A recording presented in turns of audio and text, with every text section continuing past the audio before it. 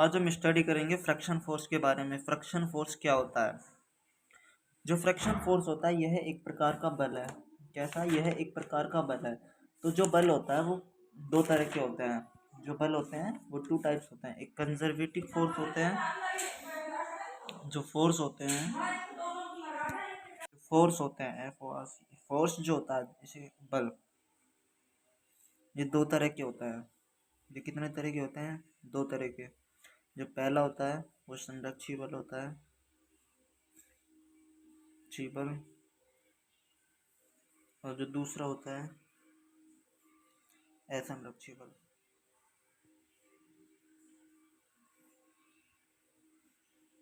जो संरक्षी बल होता है,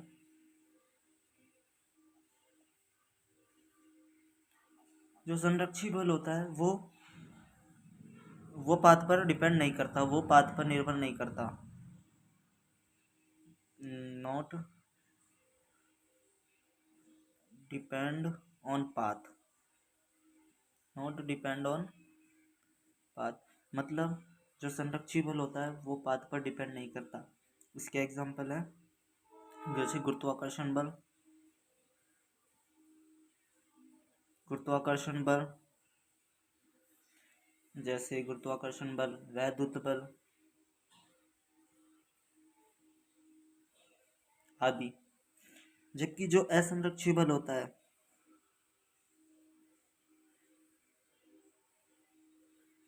असंरक्षी बल, वो depend on path, depend on path, ये पाथ पर निर्भर करता है। जिसका एग्जांपल है फ्रिक्शन फोर्स, जिसके एग्जांपल है घर्षण बल। घर्षण बल क्या है? इसका एग्जांपल है। अब हम जानेंगे कि घर्षण बल होता क्या है। तो जो अब हम पढ़ेंगे फ्रिक्शन के बारे में, घर्षण के बारे में। घर्षण बल तो हमने ये जाना कि अब तो देखते हैं। तो घर्षण बल, घर्षण फ्रिक्शन फोर्स एक असंरक्षी बल है, असंरक्षी नॉन कंजर्विंग फोर्स, असंरक्षी बल है। कौन सा बल है? नॉन कंजर्विंग फोर्स है। ये पहली बात। अब फ्रिक्शन फोर्स होता क्या है? जब कोई वस्तु, इसकी परिभाषा देखते हैं। परिभाषा, जब कोई बल, जब कोई बल, जब कोई बल किसी वस्तु के गति का विरोध करता है, उसे उसे घर्षण कहा जाता है, घर्षण कहा जाता है। वह जो बल लगाया जाता है उसे घर्षण बल कहते हैं, घर्षण बल कहते हैं। जो घर्षण बल कहते हैं, घर्षण बल दो तरह के होते हैं। कितने टाइप के? घर्षण जो बल होते हैं उसके यह दो तरह के होते हैं। कितने टाइप के? टू टाइप्स होते हैं। घर्षण बल के दो तरह के होता है। एक होता है आंतरिक घर्षण बल, आंतरिक घर्षण बल, आंतरिक घर्षण बल, इंटरनल फ्रिक्शन फोर्स। और दूसरा होता है एक्सटर्नल फ्रिक्शन फोर्स, बाह्य घर्षण बल। इंटरनल जो फ्रिक्शन फोर्स होता है वो होता है जब, जिसका एग्जांपल है जब कोई द्रव बहता है तो उसके अंदर जो फ्रिक्शन लगता है, जो उसके रुकावट के लिए जो बल लगता है, द्रव के प्रवाह के लिए जो बल लगता है उसे क्या कहा जाता है? वो जो फ्रिक्शन फोर्स लगता है उसे ही फ्रिक्शन फोर्स कहा जाता है। और उसमें जो बल लगता है उसको हम शांता के नाम से जानते हैं, जिसका एग्जांपल है शांता।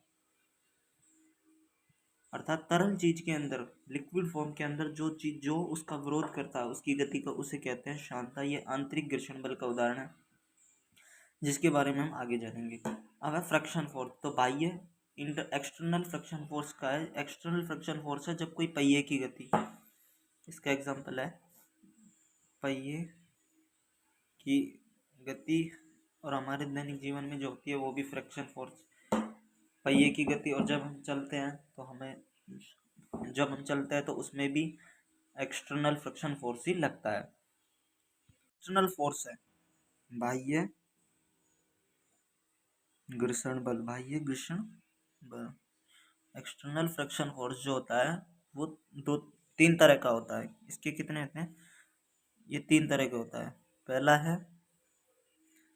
है आपका स्थितिक घर्षण, दूसरा है आपका सीमांत घर्षण बल, और तीसरा है गतिक घर्षण बल। तो जो स्थितिक घर्षण बल होता है उसके बारे में जानते हैं। स्थितिक घर्षण बल, स्थितिक घर्षण बल को हम स्टैटिक फ्रिक्शन फोर्स के नाम से भी जानते हैं।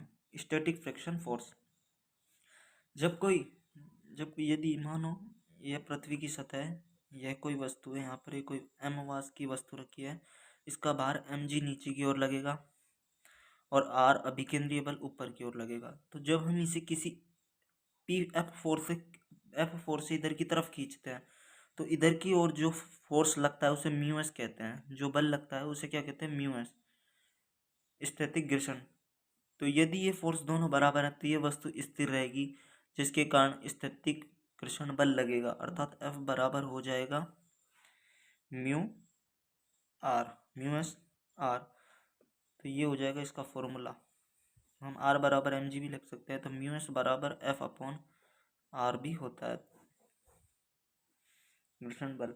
तो म्यू एस बराबर F अपॉन आर, ये होता है स्थैतिक घर्षण गुणांक। अब जो होता है सीमांत घर्षण बल, जब कोई वस्तु गति की लिमिटिंग में होती है, जब वस्तु गति करने लगती है तो उसे सीमांत घर्षण बल कहते हैं, लिमिटिंग फ्रिक्शन फोर्स। और थर्ड है गतिक घर्षण बल, और जब कोई वस्तु गति करने लग जाती है तो उसके अंतर्गत काइनेटिक फ्रिक्शन लगता है, तो उसे गतिक घर्षण बल कहते हैं। तो इसकी जो थर्ड लिखते हैं गतिक घर्षण बल, काइनेटिक फ्रिक्शन फोर्स, गतिक घर्षण बल, काइनेटिक फ्रिक्शन फोर्स की जो फॉर्मूला होगा F बराबर म्यू के इंटू आर। तो म्यू के बराबर हो जाएगा F अपॉन आर के। अब इन तीनों, और जो सेकंड और ये थर्ड लिख देता हूँ मैं यहाँ पे, सीमांत घर्षण बल, सीमांत घर्षण बल, लिमिटिंग फ्रिक्शन फोर्स को म्यू आर से डिनोट करते हैं। तो F बराबर म्यू आर इंटू आर, तो म्यू आर बराबर F अपॉन आर। आर बराबर हम एम जी भी लिख देंगे बाद में। आर क्या है? M G. ये आर अभिलंब प्रतिक्रिया, इसमें आर अभिलंब प्रतिक्रिया बल है, F हमारे द्वारा लगाया गया जो बल है, और ए फ्रिक्शन फोर्स लगेगा इधर को इसको रोकने के लिए। तो हम तीनों फोर्स से हमें याद होता है कि जो म्यू एस होता है, जो स्थैतिक घर्षण बल होता है, वह सबसे अधिक प्रबल बल होता है, तो ये सबसे ग्रेटर देन होगा। उसके बाद कौन सा? म्यू आर होगा, लिमिटिंग फ्रिक्शन फोर्स सबसे अधिक, उसके बाद ये है, और म्यू के सबसे कम। ये हो गया mu S greater than mu R और म्यू के। अब इसके बाद होता है गतिक घर्षण। काइनेटिक फ्रिक्शन फोर्स के भी टू टाइप होते हैं। काइनेटिक,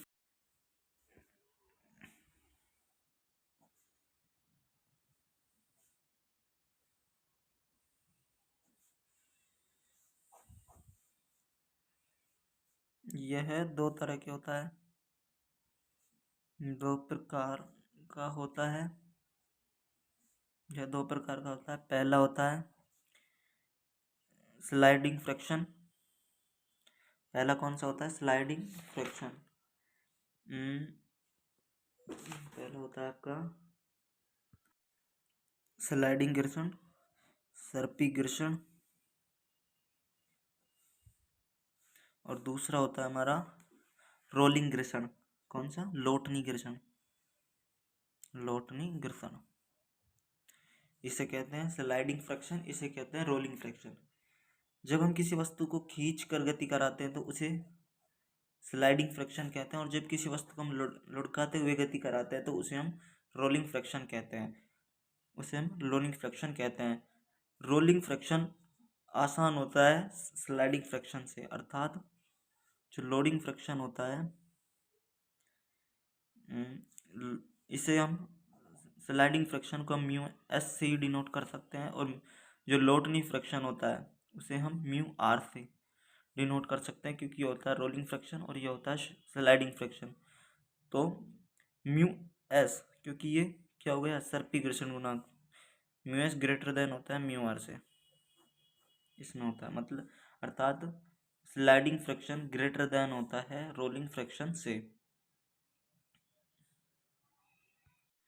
अब हम देखते हैं इसमें घर्षण को फ्रैक्शन को कम करने के उपाय के एग्जाम्पल क्या क्या हैं जिससे कि हम फ्रैक्शन को कम कर सकते हैं। तो हम देखते हैं उपयोग। घर्षण को कम करने के उपाय ये क्या क्या है इस वीडियो में देखते हैं हम। तो घर्षण को कम करने के उपाय क्या है? पहला एग्जाम्पल है, किसी भी सरफेस को हम चिकनी कर दे तो वहां पर फ्रैक्शन क्या होगा, कम हो जाएगा, अर्थात सरफेस को चिकनी कर कर हम उसका फ्रैक्शन कम कर सकते हैं।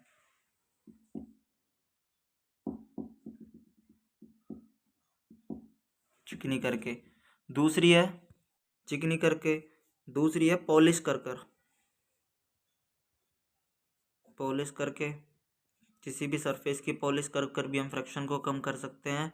और इसका तीसरा एग्जांपल है जो कि बहुत अच्छा इंपॉर्टेंट है, बॉल बेयरिंग, बॉल बेयरिंग द्वारा, बॉल बेयरिंग द्वारा भी हम फ्रैक्शन को कम कर सकते हैं। तो ये हमने देखा कि फ्रैक्शन के उपयोग के उपाय, अगर हमें फ्रैक्शन को कम करना है तो वो किस किस प्रकार हम फ्रैक्शन को कम कर सकते हैं। अब इसके बाद हम देखते हैं कि जो फ्रैक्शन होता है वो थीटा पर भी निर्भर करता है। यदि हम किसी वस्तु को, जैसे देखते हैं, इसके बाद है घर्षण कोण।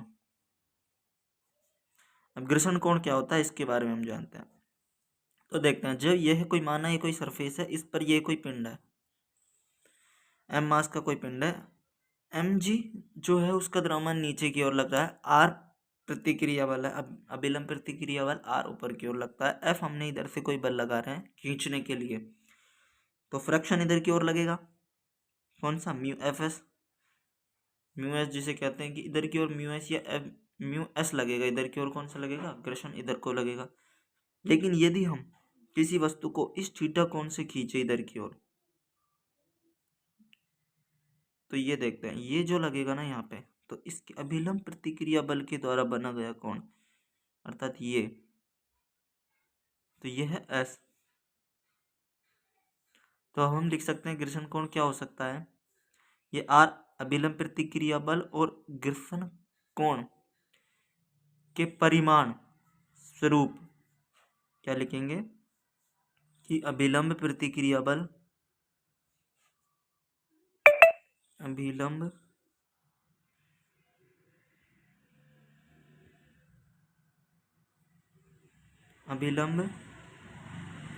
प्रतिक्रिया बल व इस घर्षण गुणांक, घर्षण बल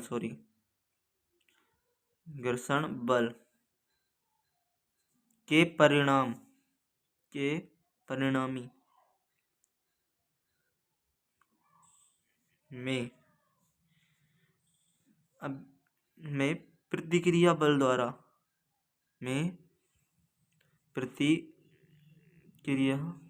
बल द्वारा बना कोण घर्षण कोण कहलाता है। क्या कहलाता है, फ्रैक्शन एंगल, इसे कहते हैं घर्षण कोण। अर्थात हम घर्षण कोण की वैल्यू याद करते हैं, जो घर्षण कोण होता है वो थीटा पर निर्भर करता है कि कितने हम उस पर कितने एंगल पर किसी वस्तु को खींचे जिससे कि हमें वो आसानी हो। तो इसका फॉर्मूला निकालते हैं हम। तो माना ये एक ऐसे कोई वो बना रहा है, ये एक त्रिभुज बना रहा है, तो ये एक क्या बना देगा, ये तो tan थीटा बराबर tan थीटा, ये क्या हो गया थीटा कोण 90 डिग्री। तो ये इसका क्या हो गया लंब, ये इसका आधार हो गया, और इसका एक कर्ण हो गया, क्या हो गया कर्ण। इसकी हम वैल्यू निकालते हैं। तो देखो tan थीटा बराबर होता है लंब बटा आधार। तो लंब की वैल्यू क्या है, यहाँ पे एफ जो बल लग रहा है, एफ लग रहा है इधर को, और जो आधार वो क्या है ये आर, आर ही तो है आधार। तो एफ की वैल्यू हम जानते हैं, एफ बराबर होता है म्यू एस के, एफ बराबर होता है म्यू एस इंटू आर के। तो यहाँ पे रख देंगे म्यू एस इंटू आर, और यहाँ पे आर, आर से आर कट जाएगा, अर्थात tan थीटा बराबर हो जाएगा, tan थीटा बराबर हो जाएगा म्यू एस के, अर्थात थीटा बराबर हो जाएगा, थीटा बराबर हो जाएगा tan इनवर्स म्यू एस। अर्थात जितना हम थीटा को बढ़ाएंगे उतना ही स्थैतिक घर्षण गुणांक का मान बढ़ता जाएगा। अर्थात हम थीटा बराबर 90 डिग्री रख दें, तो थीटा बराबर 90 डिग्री रख देंगे तो घर्षण कोण का मान 0 हो जाएगा। अर्थात किसी वस्तु को हम यहाँ से खींचेंगे, थीटा इजिकल टू 90 डिग्री हो जाएगा। यदि थीटा इजिकल टू 90 डिग्री हो जाए तो क्या होगा, यदि थीटा इजिकल टू ऐसे हो जाए ऊपर की तरफ, तो क्या होगा, घर्षण कोण का मान बिल्कुल कम हो जाएगा, थीटा इजिकल टू 0 हो जाएगा। थीटा बराबर 0 तो म्यू बराबर भी 0 हो जाएगा, अर्थात घर्षण कोण बहुत ही कम लगेगा। तो ये देखा हमने का घर्षण कोण क्या होता है। अब देखते हैं हम विराम कोण के बारे में। विराम कोण ये क्या होता है, विराम कोण होता है, मान लो ये कोई वस्तु है, ये कोई सरफेस है, इस सरफेस को इतना धीरे धीरे उठाएं कि यहाँ पे कोई, इस वस्तु पर यहाँ पे कोई सरफेस पर या कोई वस्तु रखी है, ठीक है, लेकिन इस सरफेस को हम धीरे धीरे उठाएं ऊपर की तरफ, इस सरफेस को धीरे धीरे ऊपर की तरफ उठाएं तो ये वस्तु उठेगी। तो यह वस्तु इतनी ऊंचाई पर उठे कि ये गिरने की स्थिति में आ जाए लेकिन गिरे नहीं, गिरने की स्थिति में आ जाए लेकिन गिरे नहीं। तो अर्थात जिस कोण पर ये गिरने की स्थिति हो और पर गिरे नहीं, तो जो अल्फा बनेगा इसे ही क्या कहते हैं, विराम कोण कहा जाता है। इसमें क्या होगा, इसके कंपोनेंट निकालते हैं, क्योंकि यहाँ पर जब ये उठेगी तो आर ऊपर की ओर प्रतिक्रिया बल आर लगेगा, और नीचे की ओर क्या लगेगा, अभिलंब प्रतिक्रिया बल आर, और यहाँ पे लगेगा cos theta, M G cos theta, ठीक है। इधर की ओर बल लगेगा, कौन सा, फ्रिक्शन फोर्स लगेगा, जो इसे नीचे की तरफ जाने से रोकेगा, क्या, जो इसे नीचे की ओर गति करने के, तो यहाँ पे एफ एस लगेगा, और यहाँ पे लगेगा एम जी साइन थीटा। ये इसके मैंने कंपोनेंट बना लिए कि ये होगा। तो हम जानते हैं कि G M G cos theta बराबर आर होता है, समीकरण नंबर 1, और एम जी साइन थीटा बराबर होता है एफ। तो एफ अपॉन, तो समीकरण 2, समीकरण 1, तो एफ अपॉन आर बराबर हो जाएगा हमारे पास क्या, एफ अपॉन आर बराबर हो जाएगा एम जी साइन थीटा और M G cos theta, M G से एम जी कटेगा, एफ अपॉन आर बराबर हो जाएगा tan थीटा के, और tan थीटा नहीं आएगा क्योंकि यहाँ पे जो कोण बन रहा है वो अल्फा बनेगा, तो यहाँ पे मैं tan अल्फा लिख देता हूँ।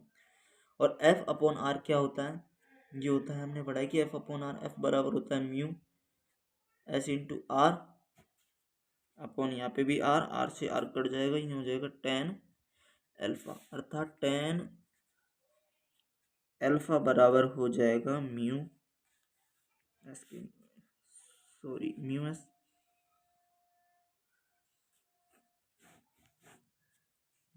अर्थात हम कह सकते हैं कि tan थीटा बराबर हो जाएगा tan अल्फा के, tan थीटा बराबर हो जाएगा tan अल्फा के। अब इससे, इस बात से कंक्लूजन निकलता है कि घर्षण कोण व विराम कोण का मान समान होता है। क्या होता है, घर्षण कोण व विराम कोण का मान क्या होता है, इक्वल होता है। अब इस चैप्टर में हमने फ्रैक्शन में सब कुछ पढ़ाया कि घर्षण कोण क्या होता है, विराम कोण क्या होता है। आई होप कि आपको फ्रैक्शन चैप्टर समझ आ गया होगा। यदि आपको कोई भी प्रॉब्लम हो तो प्लीज़ मुझे बताएं कमेंट्स में लिख के, और प्लीज़ चैनल को लाइक करें एंड सब्सक्राइब करें और अपने दोस्तों को शेयर करें। इस वीडियो में हमने पूरा फ्रैक्शन पढ़ लिया गया है, और थोड़ा कुछ है जिसमें हम पढ़ेंगे कि आगे गुटके की गति होती है फ्रैक्शन के द्वारा। फ्रैक्शन की जब वो गुटके की गति करता है उसे हम नेक्स्ट वीडियो में देखेंगे। इस वीडियो में फ्रैक्शन हमने जान लिया गया है। Thank you.